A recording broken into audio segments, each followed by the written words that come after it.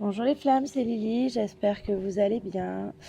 Alors, je vous fais ce podcast vite fait, mais je pense qu'on reviendra plusieurs fois dessus. En ce moment, au niveau des guidances, au niveau des inspirations du jour, j'ai énormément la carte de la lumière qui sort, ou les cartes liées à la lumière qui ressortent. Il y a eu beaucoup aussi une espèce d'effervescence ressentie au niveau énergétique et qui n'est pas palpable dans la matière. Ça ressort chez pas mal de personnes et je le ressens moi-même. On a un petit peu cet effet, il va se passer quelque chose. Donc il y a des choses qui sont ressorties pour certains, des retrouvailles, des réunions, etc. au niveau des liens.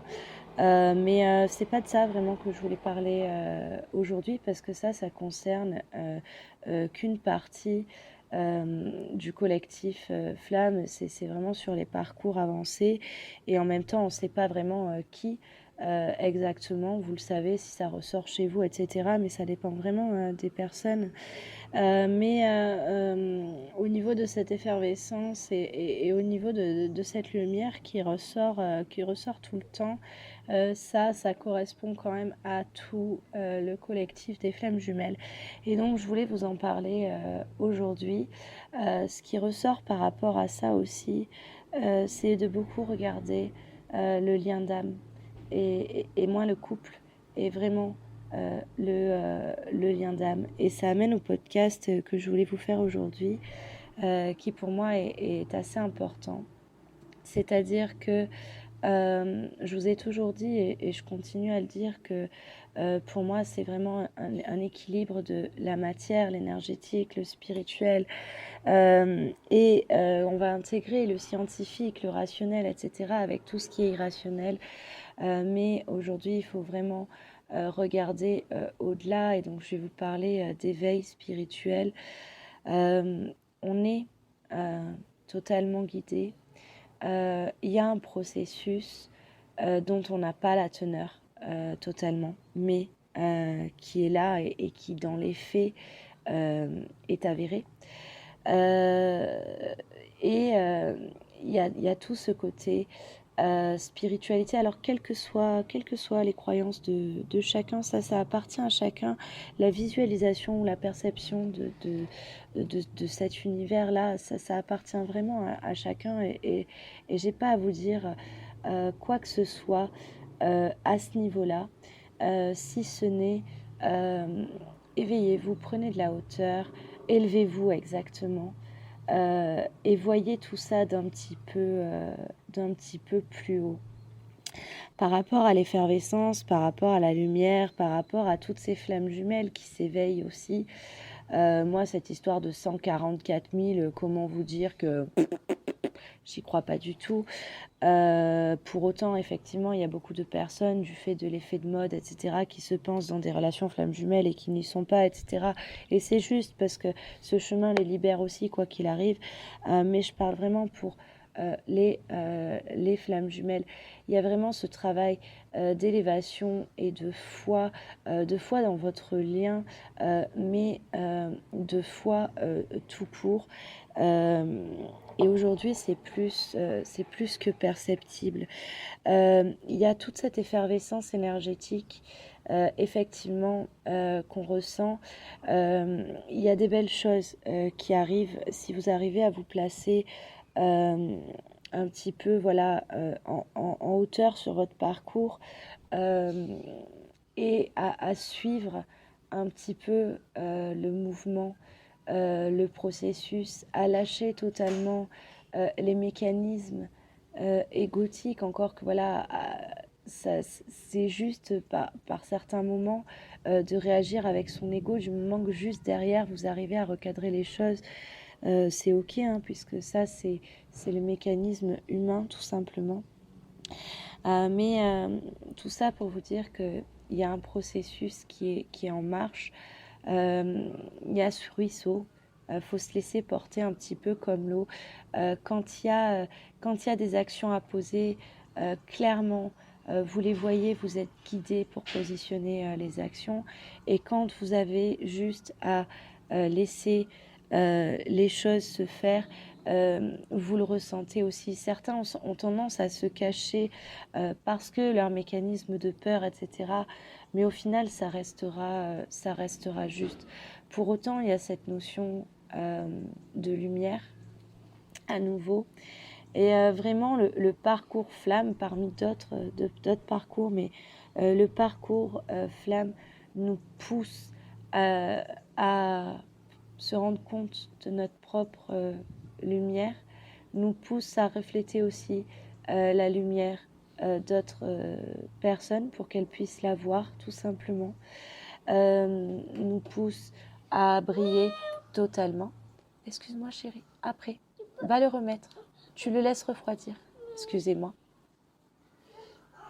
Petite interlude. Et ce que je voulais dire par rapport à cette lumière, c'est en fait, j'aime pas du tout cette notion, ce terme être de lumière ou ce terme même travailleur de lumière. Moi, ça me met mal à l'aise parce que alors c'est peut-être lié à moi, mon parcours, mes blessures, etc. Hein, et en soi, ça peut être juste. Mais pour moi, si vous voulez, ça manque d'humilité. Et c'est pour ça que j'ai toujours refusé. Enfin, au début, au début, j'étais dans cette effervescence, j'étais en plein dedans. Et puis, je suis très vite sortie de là. Parce que pour moi, ça manque d'humilité. Mais le fait est qu'on a un travail euh, à ce niveau-là. Donc, appelez ça comme vous voulez. Moi, je me refuse toujours à appeler ça travailleur de lumière ou être de lumière. Mais le fait est qu'il y a quelque chose à ce niveau-là. Et je pense vraiment qu'on est fait pour... au-delà de notre parcours et de se réunir, etc., au-delà du chemin qui nous mène à soi, etc., je pense qu'il y a vraiment cette notion de lumière et de montée en vibration. Et aujourd'hui, je trouve ça de plus en plus cohérent du fait que on vit dans un monde et avec des actualités, quelles qu'elles soient, quel que soit le sujet qui est tellement anxiogène, il y a une peur parce qu'on n'arrive plus à se projeter dans le futur comme on avait si bien appris à le faire avant, qui fait qu'aujourd'hui, euh, on peut très vite descendre en vibration. Et je pense vraiment que le processus flamme jumelle et toutes ces flammes jumelles qui s'éveillent, toutes ces flammes jumelles qui sont en chemin et en parcours d'éveil, etc., je trouve ça pas anodin que ça s'accélère à un moment où l'actualité mondiale devient de plus en plus anxiogène.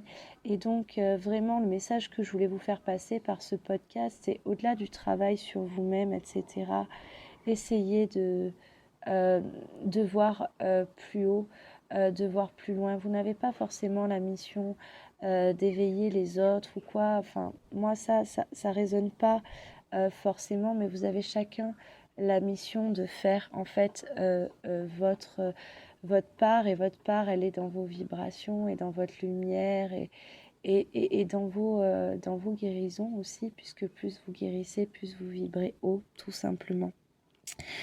Par rapport au lien, euh, quand ça va pas au niveau du couple, je sais que c'est vraiment ce couple qui nous amène vraiment à les jumeaux éveillés, les jumeaux moteurs, à vraiment nous pencher hein, sur le sujet. Mais rappelez-vous que c'est un lien d'âme et rappelez-vous que c'est au-delà de tout et pensez toujours à je pense que les mots, c'est la lumière du chemin, mais aussi la bienveillance et la bonté. Voilà, donc c'était un petit podcast un petit peu différent de ce que j'ai l'habitude de faire, mais on aura l'occasion d'en reparler parce qu'il y a vraiment cette notion d'éveil, d'élévation et de lumière qui revient très très fort. Et chacun, vous devez arriver à percevoir qu'est-ce que vous allez faire de tout ça, tout en conservant une putain d'humilité.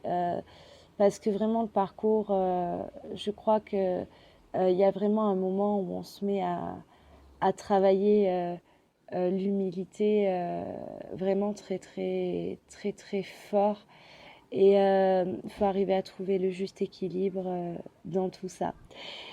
Je vous laisse sur ces belles paroles. J'espère que ça vous résonnera ou que ça vous apportera peut-être des réponses ou des compréhensions. Je continue les séances, les guidances, les soins énergétiques. Vous savez qu'à partir du 15 octobre, j'entame les sessions pour les guidances annuelles 2023.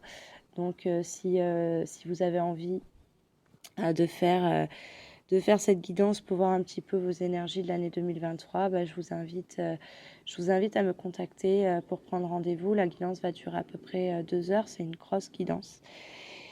Et voilà, je vous souhaite une très très belle journée. Je vous dis à bientôt.